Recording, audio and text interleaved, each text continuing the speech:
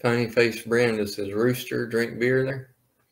You know, it was funny because for years, for probably over 25 years, that was my nickname, was Rooster.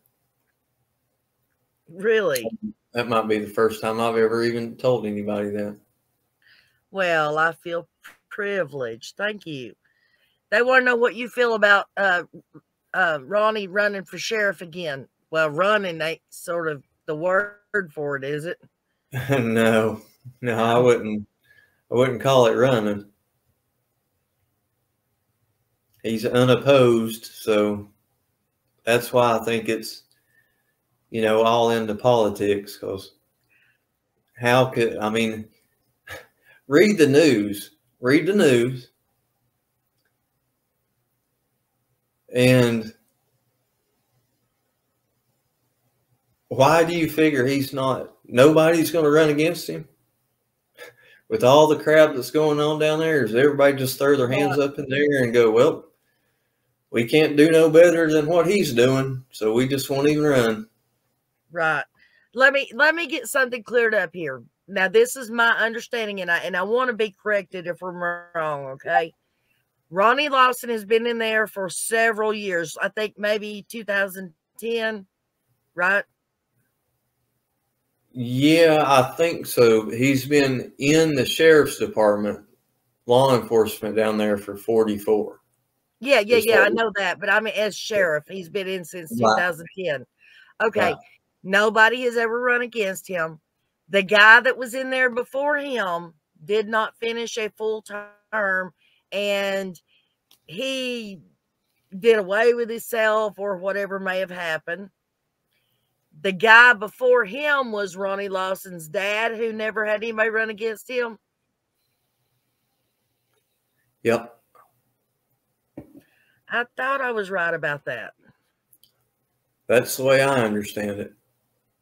So the Lawsons have been involved in law enforcement in that small county, well, big county, small population, for a long time.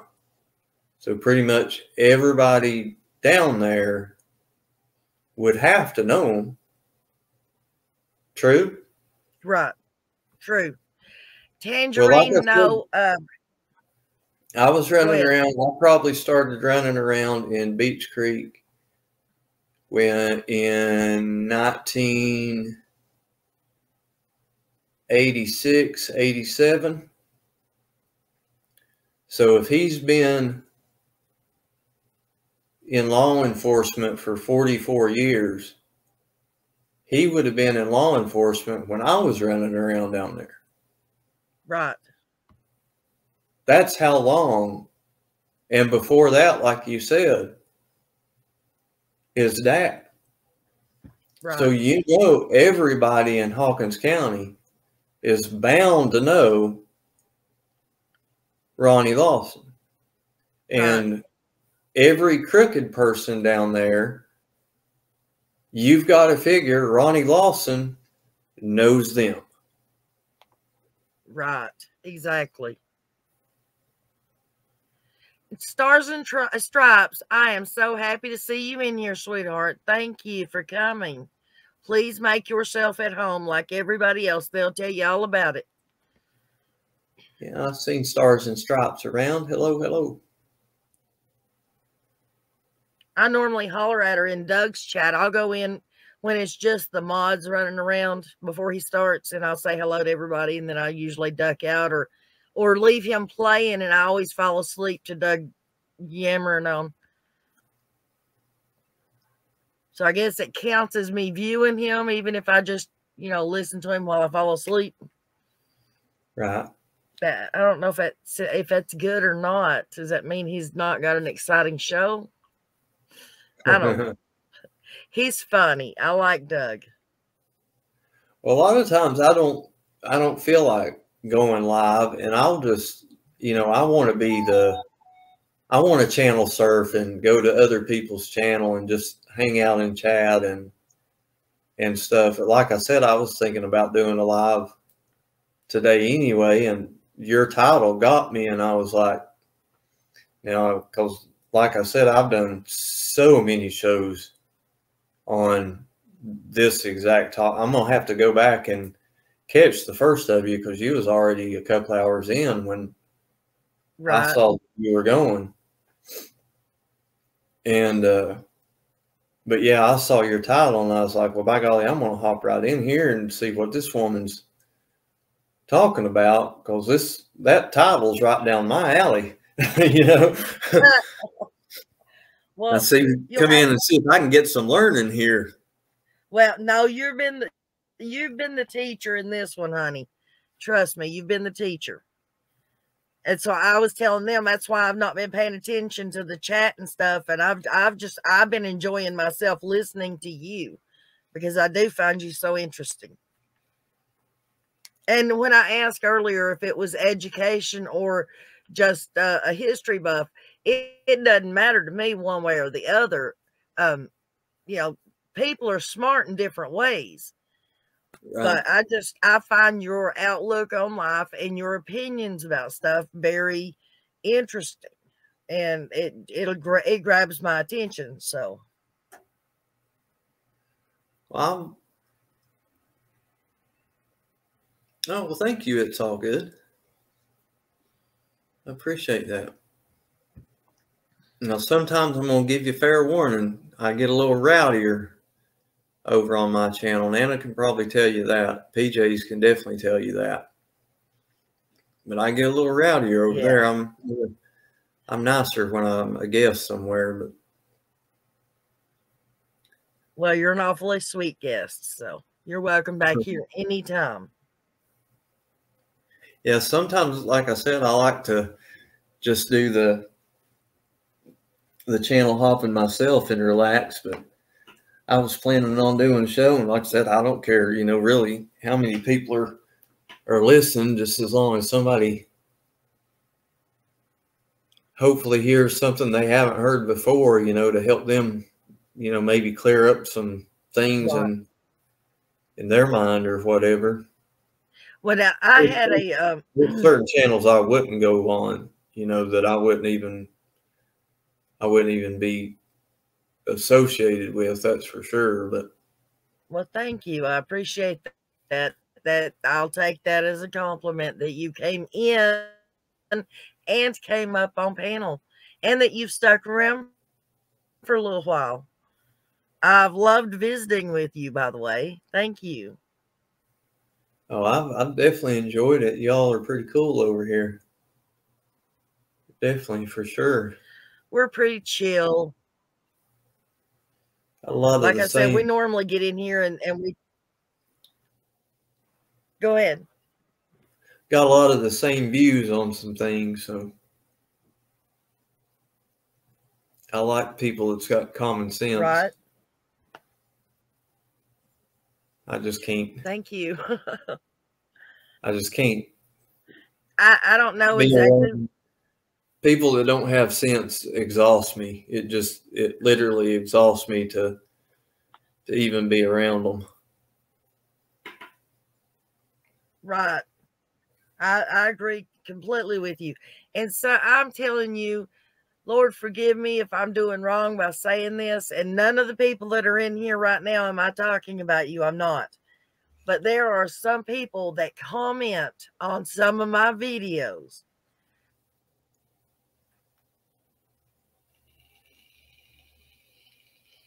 I swear they knew Terry's feelings. Don't have a problem with any of them. But some people are so incompetent with some of their ideas.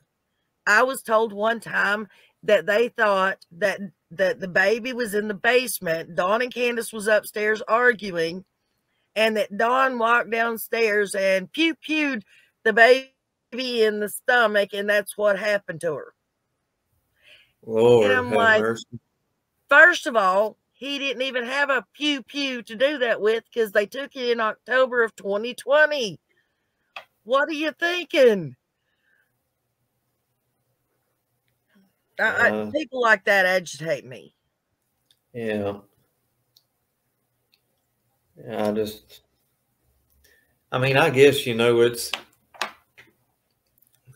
we're here, the world exists. So, I mean, I guess anything's possible, but you get to that thing, how probable is it? And, Yeah. had tons of law enforcement up there that night, but they never once stretched one single inch of crime scene tape anywhere. I And know. you'd have thought with all them people going in, if somebody would have got pew-pewed, the dogs would have picked up on it, TBI would have picked up on it, FBI, the card team, Hawkins County Sheriff. You think there would have been some kind of sign. I don't know. I personally can tell you that I cleaned up after a double murder where two girls did get pew-pewed, and it's not like Hollywood. It's more like Hollywood now because they've got better with their graphics and stuff.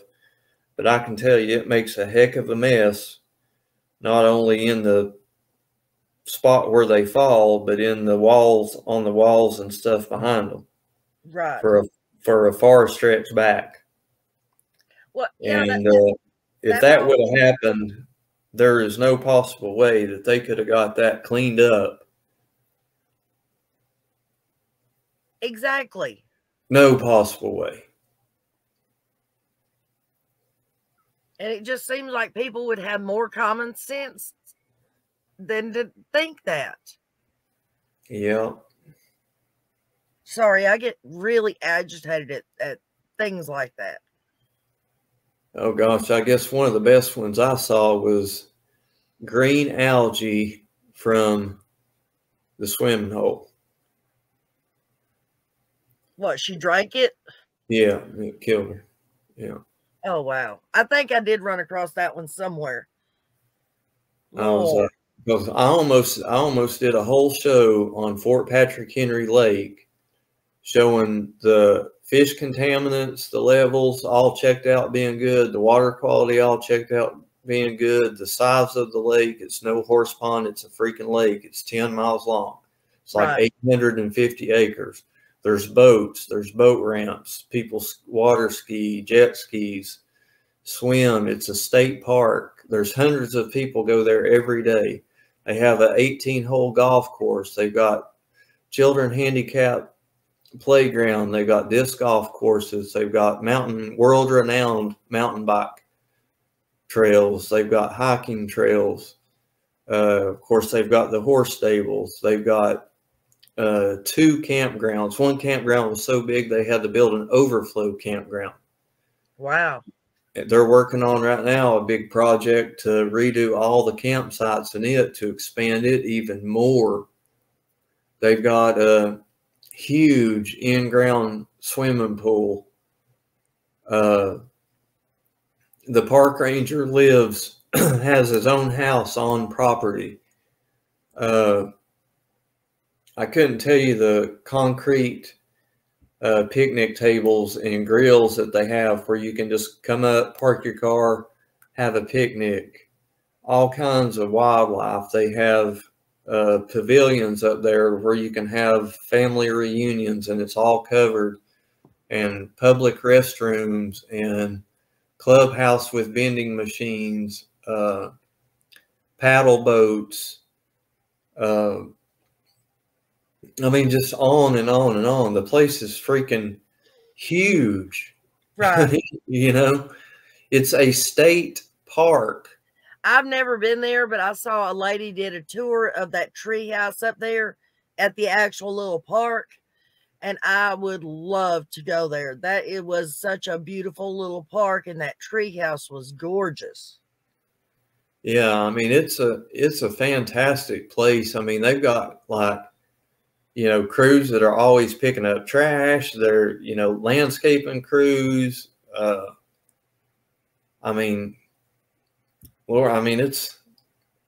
It's a nice place. It's a nice place, Right. Hey, can I ask you, let me ask you a question. You grew up in the country. You're from that area. When I was 5 years old, I grew up in the country. I ran in the woods with my brothers and sisters, and I didn't wear shoes. Right. In your opinion, all the stuff that is on the ground in the woods, you know, the twigs and the leaves and the gravel, or not gravel, but rocks, all that stuff on the ground. Tell me if you think a 40-pound little girl is going to leave a deep enough footprint that somebody's going to be able to find it 4 days after it happened. Nope. So I'm not alone on that thought, huh? Nope. Because I'm telling you, I never once left a footprint. Even if there was a footprint, give you the benefit of the doubt. Who says it wasn't there on the 14th or the 13th or the 12th? Right. Or the 11th? Why did they not say, why have they not said, we found a footprint accompanied by a size 10.5 boot? They explained that. They explained that away. Or a hoof prints from a horse, or tires from a dirt bike, or what carried her there? It had to leave a print. Scott, they said there was so many people up there searching for her and walking around those footprints that by the time they found the footprint of her, there was too many adult footprints up there to make out which one was actually the right one. Yeah. That's what they said. Yeah. I heard that. You believe that too, right? Yeah, I sure do. I'm sorry, but I even went out here behind my sister's house, and I took a bare spot that was nothing but mud, and it had been raining for 3 days. And I put my bare hand down and pushed. And when I lifted my hand up, there was still no way to tell my hand had been there. You cannot tell me that a little 40-pound little girl is walking around out there in the woods and is leaving footprints on top of all that bramble that's laying there. Not going to happen. Well, and here's another thing. Now, I mean, again, we got to look at possibilities and probabilities. To get from point A to point B, as the crow flies, on a suitable surface, could Summer have got that distance where they say the last footprint is in that amount of time barefooted? Yeah. The path that they show up through the mountains, up to the ridge, and then down through the mountains back, headed towards Beach Creek. Right. When you're walking through the woods, or at least when I'm walking through the woods, and I've hunted with a lot of people, and I used to manage 8 shelters on the Appalachian Trail through Carter County and Unicoi County on the Tennessee-North Carolina border. Rarely in Northeast Tennessee do you find a road or a path or a trail that goes straight for any amount of time, because it has to curve around the mountain. Around the mountains. You do not go up and down the mountain. You walk around the mountain. Yes. So as I'm going somewhere in the woods, I'm going to be zigzagging all the way to my destination, because I'm weaving around branches and briar bushes and thickets and low branches. So I'm going to take the easiest route to get somewhere, not the quickest route. Because the quickest route I can't make from point A to point B because there's too much stuff in the way. So I have to zigzag around all that stuff. I'm also going to get tired because I'm walking uphill, and I got up at 8 o'clock and I've been gone all day. And the only thing that I've had is a slushie from Sonic and some Skittles. Right. So I'm going to be tired. I'm going to be hungry. I don't know where I'm going. I'm scared. So I'm probably stopping every now and again to catch my breath and to look around and try to figure out where home is. I'm probably crying. I'm probably sitting down, scared half to death. Then I'm probably getting up and going again. Now, by this time, we're gathering hundreds of men and helicopters and planes. Got to remember, the search team gets there at 7:03. It's when they set up the command post. It's June 15th. The longest day of the year is June 21st, the first day of summer. Right. So it doesn't get dark till 9:30, 9:40. So they got all this manpower for a good 2 hours and 15 minutes searching. Dave Rader from EquiSearch said the area, his words, were saturated. Right. With, heat-seeking radar and planes and helicopters and people and dogs, live scent dogs, cadaver dogs. Didn't even find as much as a thread of her. Nothing. No crime scene tape nowhere. At Warriors, at the driveway, on the dog trail, in the house, at the shed, anywhere where the quote-unquote footprints were. Even if there were a lot of footprints, wouldn't you think the FBI, the card team, the TBI wouldn't have roped that place off and put a tent up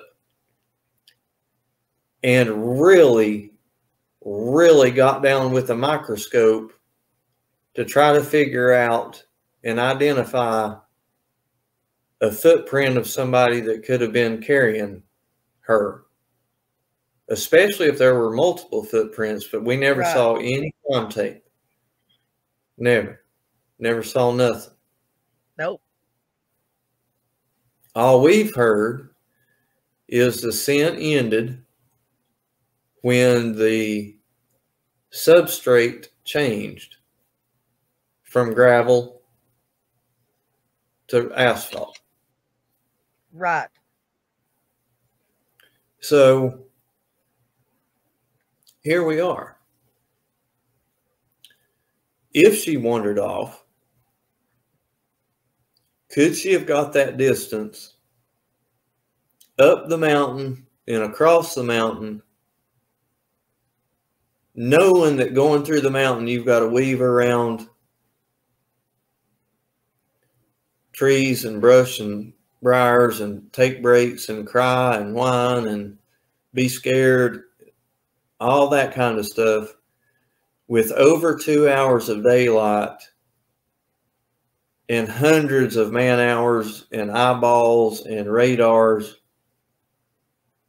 looking for you. Right. I agree. There's no way. I'm sorry. Something don't add up with me. Well, with me, it adds up. With me, it adds up is Candace and Dawn needed to get rid of Summer and get her out of there before they got in trouble, like Don B said. Or one of them creeps, like your title says,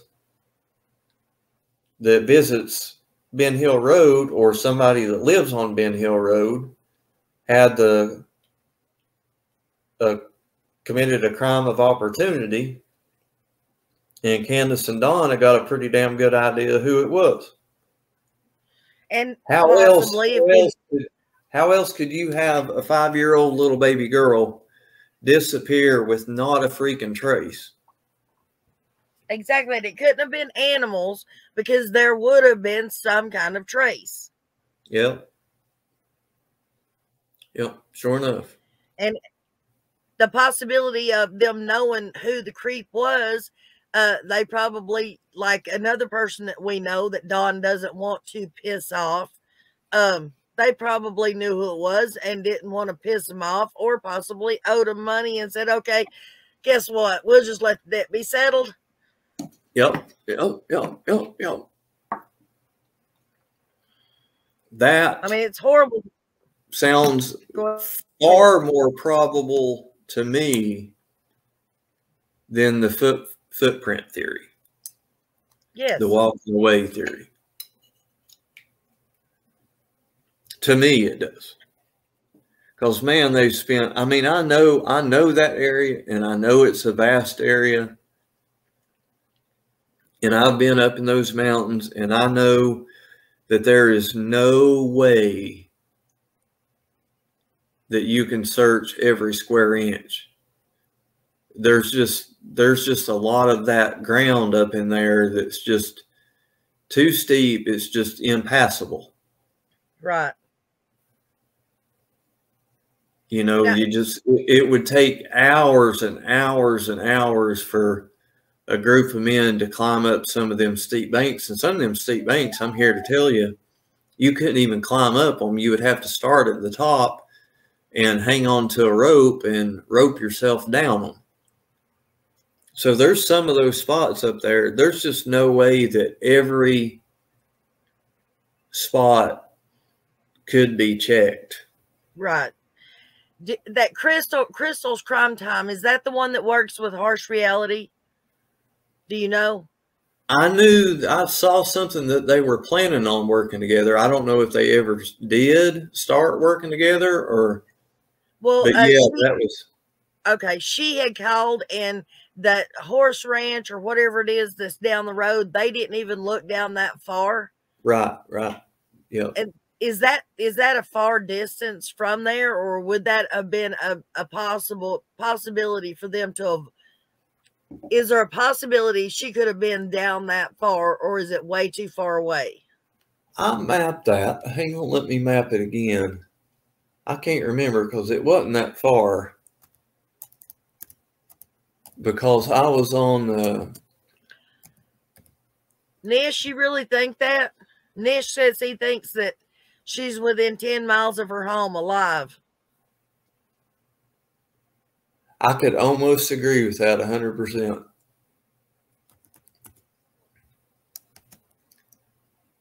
Not 100%, but pretty damn close to 100%. Like really, really close to 100%. Nish is a very smart, very intelligent man, and I could just on knowing just what I know about him, I could almost go with what he's saying. Well, all right, I'm mapping 110 Ben Hill Road to Elite Frontier Adventures on Beach Creek Road. And it takes 4 minutes. It's 2 miles. So it's just as close as that ridge they're talking about her being on. It looks like it's probably 1,250 feet behind Mount Carmel Free Will Church. Wow. So, like, well, I mean, it's just right off Beach Creek. Right. Yeah. It's directly across from Fields Road and Bell Road. Just on the other side of that.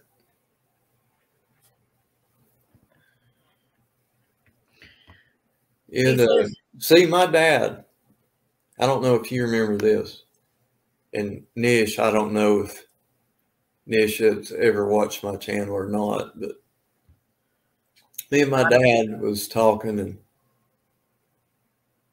when all this very first started,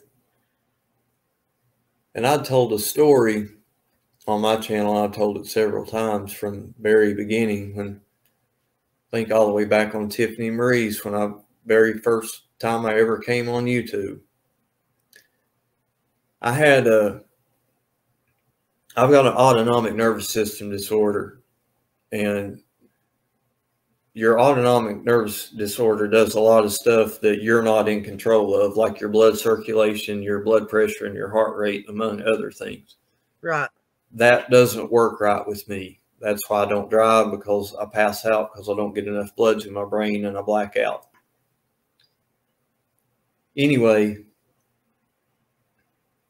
I had to get a new blood pressure monitor.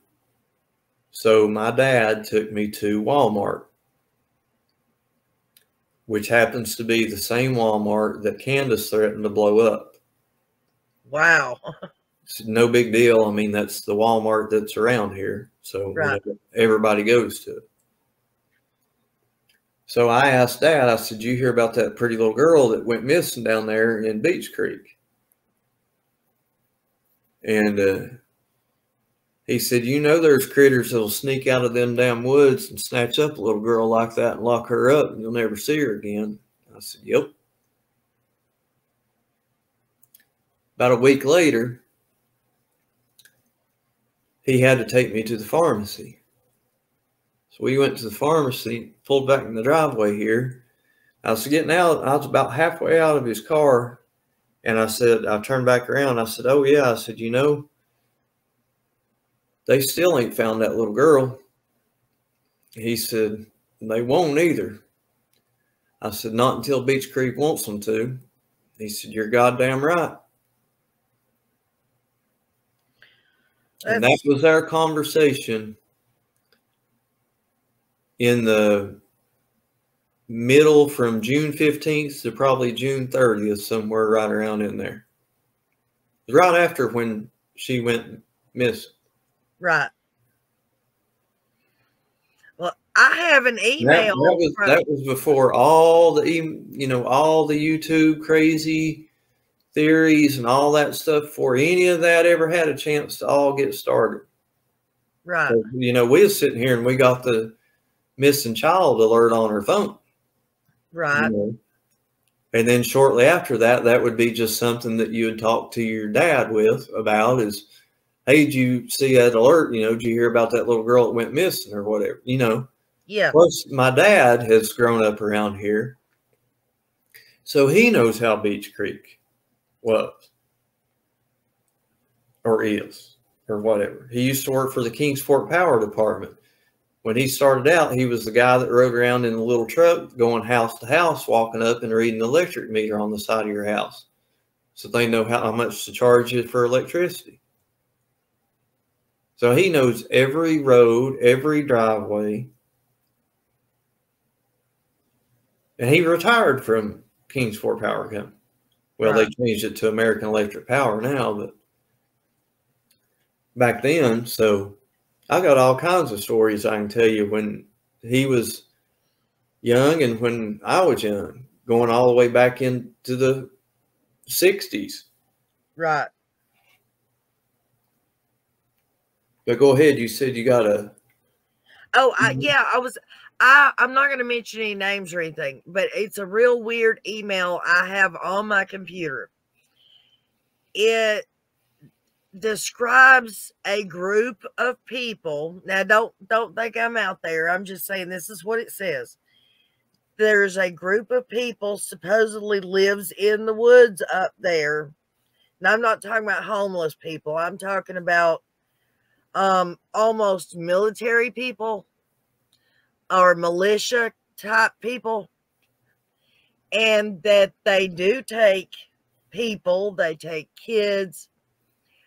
Supposedly Dawn and Candace knows about these people, And they're the kind of people you don't mess with no matter what they do, because they're the kind that will basically rip the skin off the front of your face. I don't want to go into more detail than that, but have you ever heard of anything like that? They're like anti-government almost. No, I haven't. Now, I know there's a lot of people around here that have ideologies, you know, but I don't know of any, you know, like specific group of people that have done that or are doing that or whatever. That's not to say there's not, but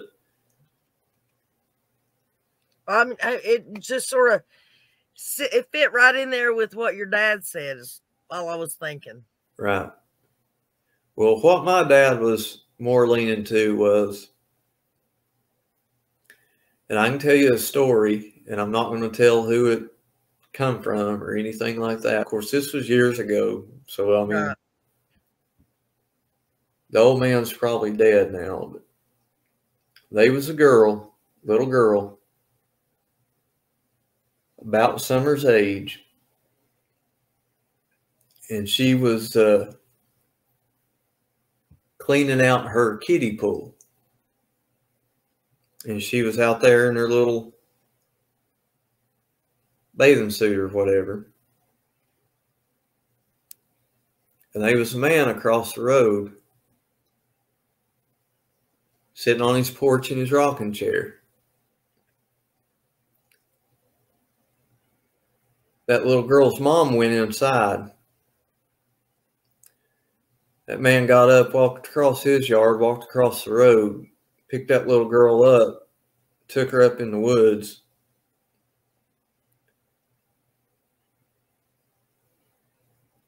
Brought her back, went back over and sat back down on his porch. Mom never said a thing.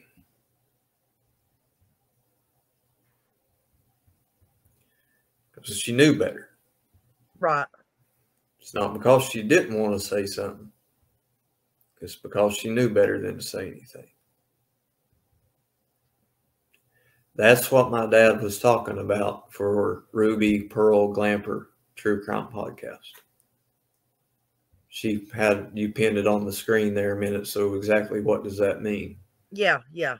That's what my dad was talking about. Not militia type men.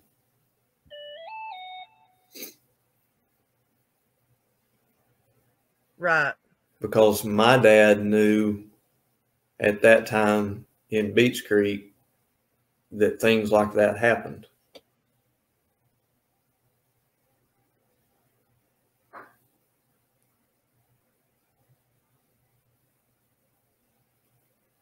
And I've got other stories that I can tell you. You've probably heard some of them if you listen to Tiffany Marie's channel. Did you ever remember Tennessee Truth on there? I may not have caught that one. She was 6 years old when her grandparents took her out of there. Right. You know how old her mom was? How old? 13. Wow. You know how old her daddy was? How old? 41. Now that I do believe. I've got the damn family picture. When she was 3, her mama was 16 and her daddy was 44. This is Tennessee, darling. You know how things are around here, Scott.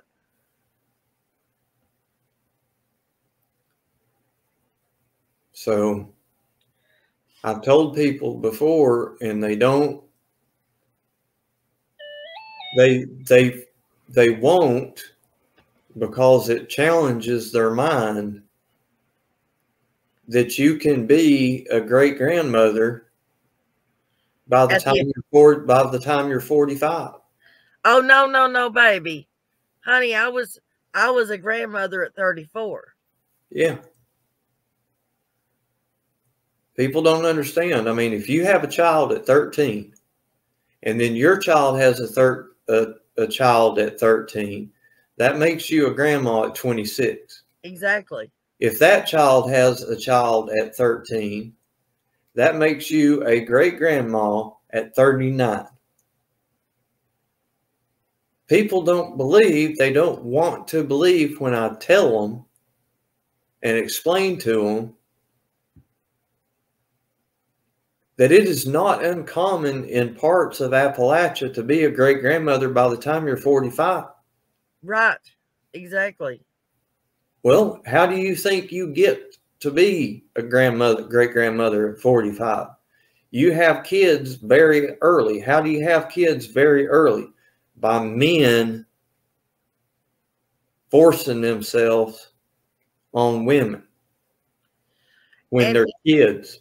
Exactly. And it don't even have to be, the girl doesn't even have to believe that it was forced. They can convince them that they are their one and only, but they're still children. Yeah.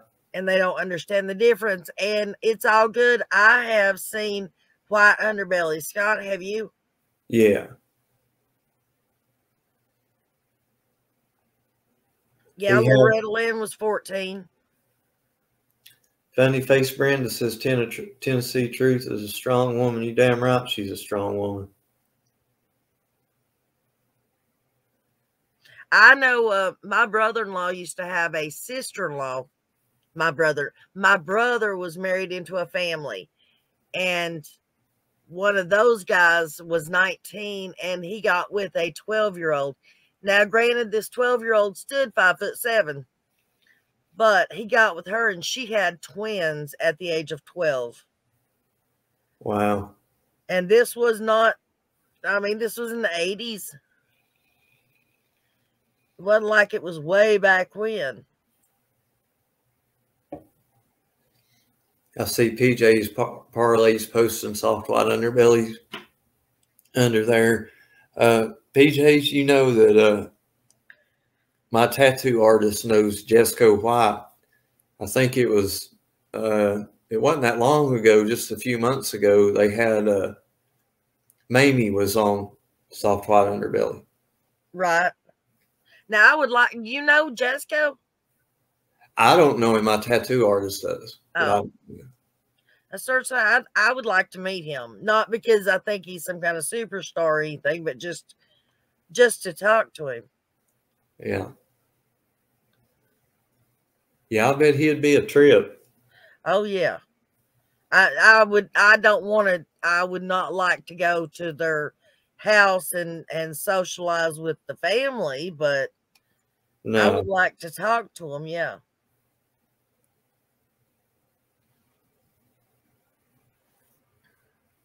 Yes, Auntie M, Tennessee Truth needs hearts.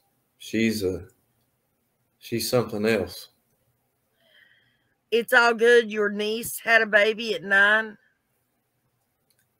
Wow. Wow.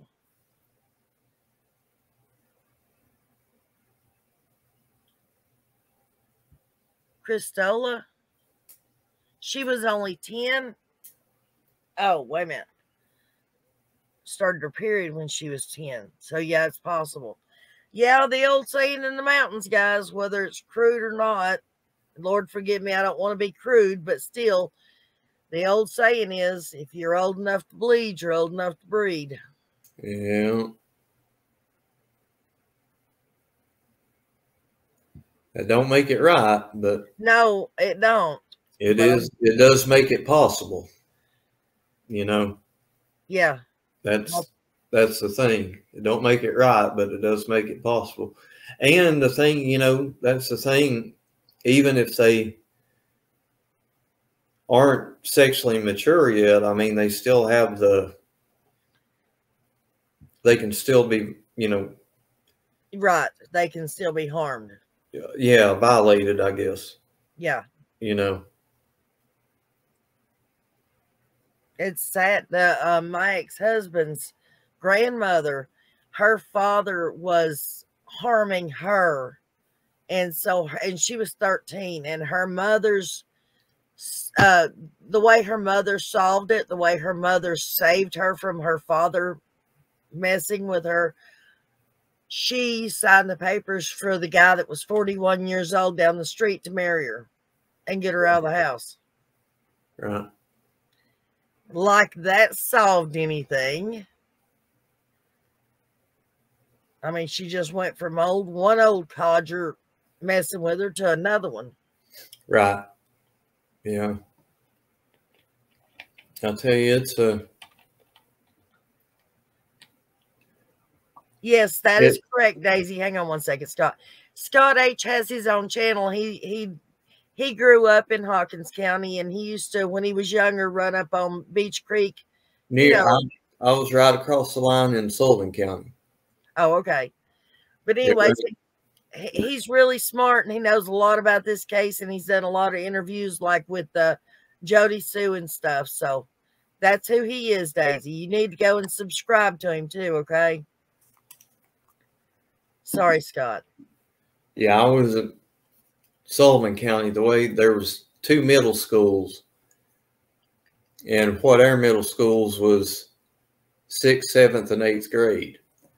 Well, down in that area right there, there's 4 counties, Hawkins, Greene, Washington, and Sullivan County. All the 4 corners meet right down there. See, like Don and Candace's house, that's why they always went to Kingsport.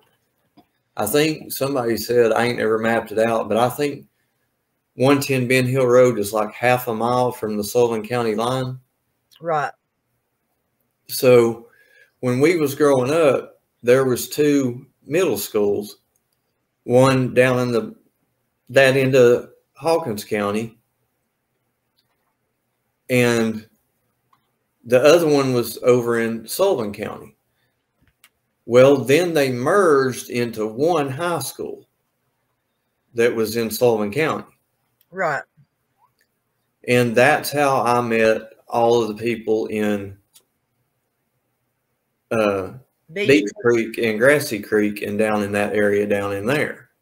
And of course, naturally, you know, when you go to high school with people, you become friends with them. And, you know, that's the way I got to know some of them and got to know their parents and their brothers and sisters and cousins and aunts and uncles. And, you know, because we'd all, you know, hang out or whatever, just nothing new, nothing out of the ordinary that you would do any other place or whatever, you know. Just like everybody else, and you know, that's ever went to school and merged together with another school from somewhere, you know. You get to know the people, and that was, you know, my first thought was when I got that alert and saw that it was, you know, a girl in Beach Creek. My first thought was, you know, holy crap, this could be, you know, one of my friends' kids or grandkids or something. Right. And then I seen the name Wells, and I was like, there ain't no Wells in Beach Creek. So I wanted to find out. I don't think then I wanted to find out who they was. Then I think I was thinking, well, I don't know them. They ain't from Beach Creek. And then I seen the famous interview. Right. And I was like, these sumbitches are higher than hell, lying like a sack of shit. Then I started digging in to who are these people? Why are these people in Beach Creek? Because I know Beach Creek, you don't just move to Beach Creek. You either belong there or you've been invited there. Because they don't like outsiders moving in. You can see Jody Sue's old videos of that. Oh, yeah. And I'm not saying all of them right now they're probably in 2022. there's been new people move in, but for years and years ago, like when it was those boys, there was just a few families down there, and that was it. Right. That's what I was saying earlier, is Don and Candace came in and his mom finagled away where he got that property when it should have went back into the family, which is basically everybody up there. That property was supposed to have stayed in the family, and Karen Goad finagled it around to where Don got that piece of property, and it made a lot of people up there mad. Most likely. Yep. And that's what I figured, because when I found out, that's when I started doing the genealogy, and I found out, all right, Don, everybody was focusing on Utah and Wisconsin because that's where Don and Candace was from. I didn't give a shit where they was from. I wanted to know why they were in Beach Creek. Then I found out Don's biological mom lived there and was married to William Goad, who is from there.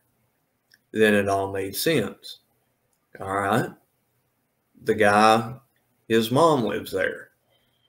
So, you know, most people visit their moms. And she died and left him the property. Okay, no big deal. That explains why he's there. Now I want to know, how long has he been there? And even though he ain't kin to him, he's kin to him through marriage. So he's gonna know a lot of the original families that was down there, because his stepdaddy's line comes out of them, just like everybody else's in Beach Creek. And then it started making sense to me why he was there, why Summer went missing in Beach Creek in Hawkins County, Tennessee. Right. And then, of course, you know, I saw that they were lying on that interview. And I was like, well, I'm going to start paying a little bit more attention to these folks, because I know they ain't telling the truth. And I know, just like, well, here's the thing. PJ's Parlay says, Scott, my husband, just said he'd buy a plane ticket to see Jessica White. Right? I tell you, if we can get Jessica and Hank 3 together, my gosh, I'd about buy him a plane ticket. And we'd all go, do you drive? Because I can't drive. I get him to drive us. We'll go see Jessica and full throttle. Right. But yeah, I started, you know, digging into, and of course, like everybody else, you know, you see the dysfunction, and it's like, okay, I'm gonna, again, it's not fun, but it's intriguing because of all the dysfunction and everything. And back to these boys and those boys, like, you know, me and Jody Sue had a long conversation about this, and me and Tennessee Truth had a very long conversation about this, and me and a couple of other sources that just want to stay completely out of it had a conversation about it. And that's what I was talking about, the transition from going from those boys that run the moonshine to these boys that are into the meth. Right. And the differences between those boys and these boys. Years ago, and I fully 100% agree with Jody Sue on this, there is no damn way a stranger would have come into Beach Creek and took anybody's kid out of Beach Creek. Right. I agree with that. Because the way those boys operated, it just would not have happened. You would have not got out of there alive. But make the now this even, is my, even if you hated your neighbor, right, you would have killed the person that was trying to hate your worst enemy's kid. right. And then you would have dealt with your worst enemy later, but by God, they ain't coming into Beach Creek and stealing your damn kid. Right. That's the difference, though. Think about this. That's the difference, and that's what everybody cannot seem to understand, especially all these people that are coming up there, and they're so scared to go up there. Those boys are the ones that you need to worry about. These boys are not. Those boys are the ones that would get out there with a pew pew and deal with you face to face. These boys are the ones that put tinfoils up on their window and they peek out every few minutes. They're so scared that they're going to go to jail for what they're doing and that they're going to get caught. They're not going to be coming out with a pew pew because they're already hiding, trying to keep from going to jail. That's right. Those boys are the ones that ain't really doing nothing wrong. They're sitting in their own home doing what they enjoy doing, and they will come out and they will pew pew your head off. Yep. And that's what people need to understand. But they're all hollering, you know, with the new drugs and stuff that's up there. Oh, you can't go up there because the new drug, you know, basically the crackheads, that they'll get you, they'll hurt you, they'll do this, they'll do that. No, they're too busy hiding in their house behind their tinfoil on their windows. They don't even want you to see them. They're not going to do nothing to you. It's the ones that's got the quart of moonshine sitting on their end table. It's the ones that's, you know, sitting back trying to chill and leave everybody else alone and hoping everybody will leave them alone. They're the ones that's going to come out and do something to you. And you got to figure that all the old timers, now see, there's those boys. Right. Those boys, that age group includes a whole lot of people that at one time was young that held county positions. That's right. And who'd they go buy their liquor off of? Yep. Those boys. Well, now most people that hold county official positions ain't gonna smoke meth, but they sure would have took a drink of liquor. Yep. So here's the thing. You've got to look at when they get digging. Now, this is just speculating. Somebody's family that's been in law enforcement for a long, long time. Yeah. That knows those boys that have been doing stuff for a long, long time. What if one of those boys, youngins, which is these boys, done something they shouldn't have done, but it's going to dig up a lot of the past. Yep. And implicate a lot of politicians, a lot of those boys, a few of these boys. But who'd you say you got to worry about? You got to worry about those boys. And those boys want everything back the way that it was. Right. Like you said, left alone, back in the holler, doing what they want